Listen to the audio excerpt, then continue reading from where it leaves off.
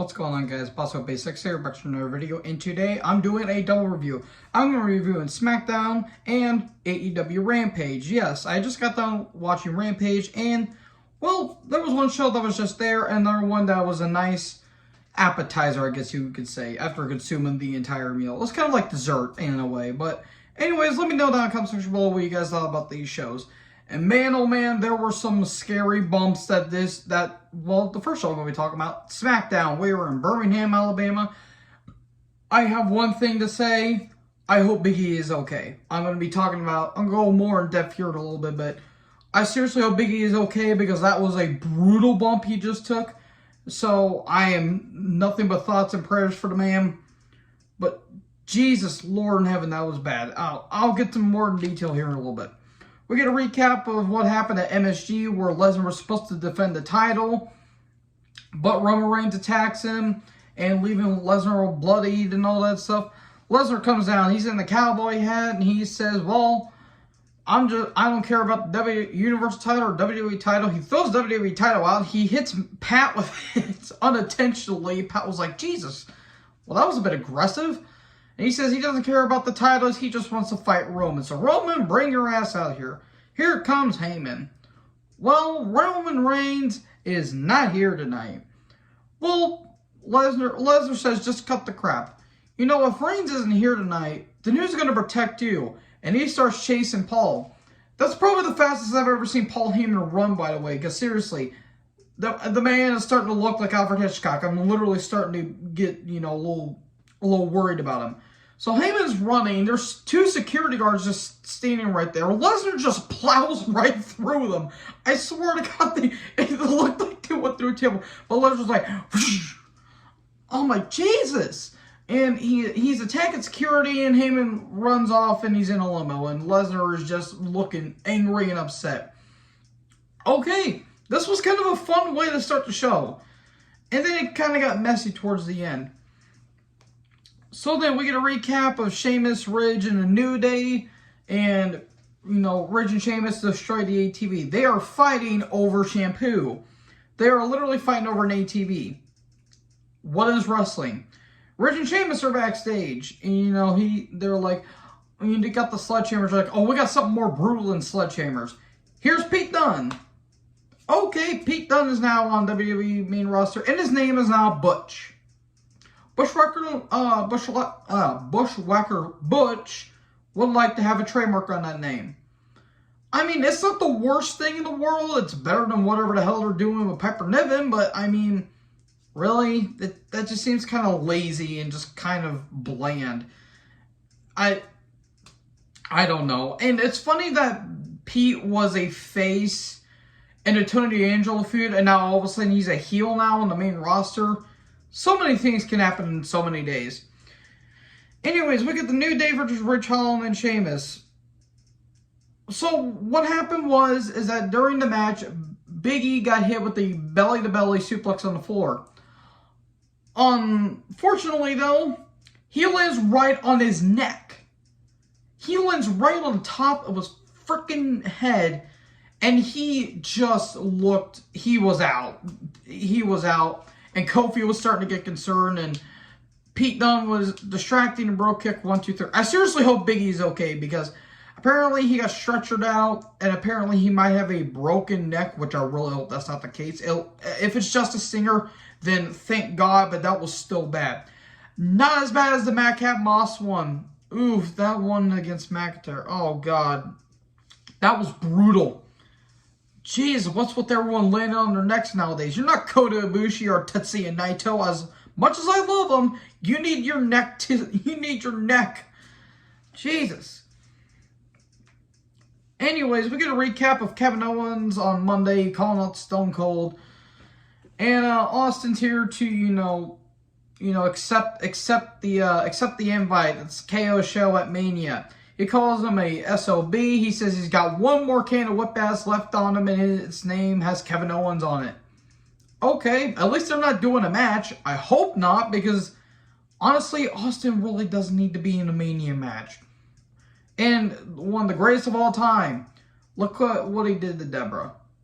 I mean, I love you, Steve, but come on, you shouldn't be doing that to a woman. And neither should any of you. No matter how much you love your partner, do not abuse people.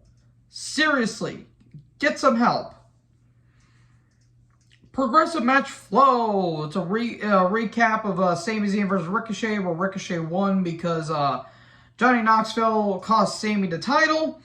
Sami Zayn's backstage, TMZ's, and talking about TMZ and how Johnny Knoxville says, well, Zayn, you've been stalking my number lately, so I just put your phone number on a plane that's on a banner.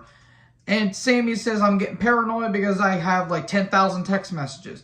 He says, I'm going to take back my Intercontinental title because the whole conspiracy theory, and Alex Jones has entered the chat. Okay, it's a rematch for the IC title. Okay. Drew comes down. It was supposed to be a 6-man tag between Drew and the Raiders against Madcap Moss, Baron Corbin, and Jinder Mahal. Well, that doesn't happen because Corbin, Moss, Mahal, and Shanky all attack the Raiders. And Drew goes and tries to fend them off, but then Mahal and Shanky come down. Drew attacks them, and Corbin and Moss come down. And Corbin goes to do the countdown, but McIntyre fends them off. And fends them off. And okay, it's shocking. I'm going to repeat myself later in the review. It's sad how McIntyre was in the WWE title feud with Bobby Lashley and opening the show at Mania 37, and now he's reduced to a mid-card feud with Baron Corbin. So much can change in over a year. Anyways, oh boy, we get a recap of the Ville versus Rousey. Ronda comes down. She does not want to be there. She sounds like she wants to be anywhere near. She is not motivated. She does not sound like she wants to be there. Does anyone really care about this match? Honestly, I really could care less about this match. And she's like, well, Kurt Angle helped me train to put that ankle lock on Charlotte. And well, I'm going to repay Kurt by taking Charlotte's title at Mania. Charlotte shows up because she keeps saying that Ronda's a one-trick pony. And she says, well, you ain't going to do that because I'm still the queen. Did she slay a duck to get those feathers? Is my question. What the hell was that outfit? I know I shouldn't be judging anything on someone's fashion sense, but I mean, come on, folks. It's right there. Okay, I don't care. It's a feud that literally has no reason to exist, but it does. Again, we get a recap of the Brock and Paul stuff. Banks and Naomi come down. They're going to be taking on Baszler and Natty. And then Rick Boogs and Shinsuke Nakamura do a Toyota commercial. More on them here in a little bit. So Naomi and Banks took on Shayna and Natty. Again, like I just said with with Drew McIntyre. It's funny how Banks was in a feud with Belair and main evented night 1 of Mania 37 against her for the SmackDown Women's title, and now she's being reduced to a mid-card feud for the women's tag titles against Zelina and Carmella. So much can change in over a year, folks. That's all I'm going to say. Okay. Match barely went 5 minutes and roll 1, 2, 3. Cool. I don't care. Recap of the Usos last week. Attacking Boogs and Nakamura and then taking on the Raiders. Usos calm down. The penitentiary is unlocked. And, management says we don't have any opponents. Well, here comes Boogs and Nakamura. Well, you see here, Sonny. How about I take on one of you, and if we win, we get a shot at the titles at Mania. Let's just shoehorn this thing in here. Okay, so we get Boogs versus Jey Uso. It was a match. It wasn't bad. Boogs fake, so I'm gonna use the good old steam engine. Whoa! Easy there, fella. To quote Dwayne "The Rock" Johnson. Easy there, big fella. Wasn't bad. Boogs shows his power, and in the end, scoop power slam 1, 2, 3, and Boogs wins. Cool. Then a guitar shot To the back. Okay, we're getting Boots Nakamura versus the Usos. Hooray! At least they're giving the people something. Zayn comes down. Zayn versus Ricochet, IC title. Theory shows up. He slaps McAfee, and McAfee attacks him. And now he's escorted out of the building, so that only leaves Michael Cole doing commentary. Hooray! Life can't get any worse. Look, Michael Cole tonight wasn't unbearable, but he still sucked. Oh, God. Hey, at least he didn't say Ronda Rousey. Jesus Christ. Match was good. It was a good match. There was a big suplex off the top. That was some pretty good stuff. Cole was a superplex, which it wasn't. Some good stuff. I thought Ricochet was going to lose and there negate anything that he's done. But nope. 6:30, 1, 2, 3. Okay, there you go. Ricochet retains the title. Some good stuff. This was some good stuff. I expected Knoxville to show up, but no. We got a clean, clear, fair fight. Okay, good stuff. It was a pretty dang good main event. And then Ronda and Flair are fighting backstage in one of the laziest brawls I've ever seen.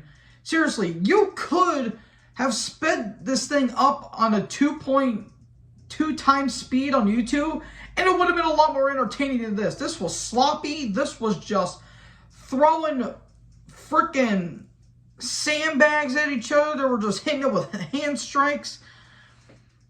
Flair suplexed on the car and then, bending Ronda, putting her in a camel clutch-like move.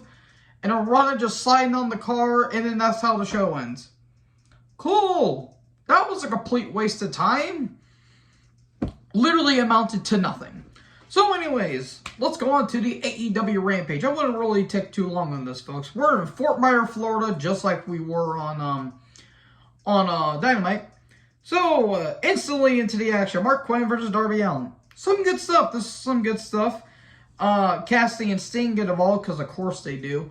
Darby's taking so much punishment. I swear to God, dude, you quit doing that stuff to yourself. I know you're not going to see it, but come on, man. You have a life to live. Anyways, there was a 450 splash on the floor. That looked brutal. Quinn about slipped off the top rope doing a shooting star press, but he thankfully recovered. Darby is working on the arm. Shooting star press, but counters into an armbar, and Darby gets the win. Okay, cool. And then the Andrade family office comes down, and the show literally just stopped dead on its tracks right there. They're about to come down, but then all of a sudden the Hardy Boys show up. And Darby's trying so hard not to fanboy. I don't blame him. Okay, we're getting this feud. Hooray. Then the Sheepish Lion, Dan Lambert, and Men of the Year are backstage. And Lambert talks about how back in the 60s, Larry Zbyszko snuck into Bruno Sammartino's backyard and demanded guidance. And, okay, that was interesting. And how, the Wardlow story is the same old song and dance. And Wardlow, your hopes and dreams are going to be dashed because you still have to deal with Max after what happened at Revolution. So I'm the face of TNT, and you just deal with that. Okay. Anyways, I'm so used to call him Aleister Black. Malachi Black, Bertie King, and Buddy Matthews are backstage. Oh, your eyes will be blackened. We know your darkest secrets. Ooh. I like these talents, but this is just silly. Alright, Mercedes Martinez versus Jamie Hayter. I would, and you would too. Anyways, match was fine. I mean, Hayter got freaking folded up like an accordion at one point. That was brutal. Britt Baker attacks her, and then in the end, Lariat 1, 2, 3. This was a fine match, and sweet Christ, Jamie Hayter. Yeah, Hayter wins, and then all of a sudden Rosa comes down because Rosa and Baker are going to be having a steel cage match on Dynamite, St. Patrick's Day Slam. Okay, I think I'm off on that day, so I'll review that. So, she did a video package talking about she wants her revenge on Serena Deeb, and she's really, starting to get really good at her English, by the way. And she says, "You may have taken out my knee, but this time I will be taking your head off." Okay, that's a bit much, but hey, Alright, we get Keith Lee versus QT Marcel. This match shouldn't have went on as long as it did. Why did QT get in some shots? I will never understand. Look, nothing against QT. He's a fine worker, but he has no personality. He's just a fine worker. In the end, Big Bang Catastrophe 1, 2, 3. The BBC. Keith Lee wins. And Aaron Solo attacks. And Camarado tried to get in, but Lee fends him off. Hobbs and Sarks come down, but Lee tries to fight him off. But a big spine buster by Hobbs, and Lee gets laid out. Okay, this thing with Team Taz, I don't really mind, honestly. And then backstage, Mark Henry's doing, a split screen thing with Swerve and Nice. Nice says, this is you being a rapper. This ain't about rapping. This is about wrestling. And tonight I'll prove this isn't your house. And Swerve says, I'm a mogul. And this is whose house? Swerve's house. We get to the match. Tony Nese versus Swerve Strickland. I about call him Isaiah Swerve Scott because I'm so used to calling him that in WWE. Good match. Good match. These two have really good chemistry. Nese is incredibly agile for a man his size. Swerve is Swerve, therefore fantastic. I love Strickland. I love this stuff as Kill Shot and Lucha Underground. I thought that was absolutely fantastic. Some good stuff, some good near falls. Nice about got the win a couple times. Some good counters or some good strikes. Kick to the back of the head, double stomp, 1, 2, 3, and Swerve wins. Okay. That was some good stuff. That was short, sweet, to the point. Digesting the meal after the appetizers, I guess you could say. So overall, what do you guys think about these shows in the comment section below? Make sure to like, comment, subscribe, join the herd. I'll talk to you next video. Peace out.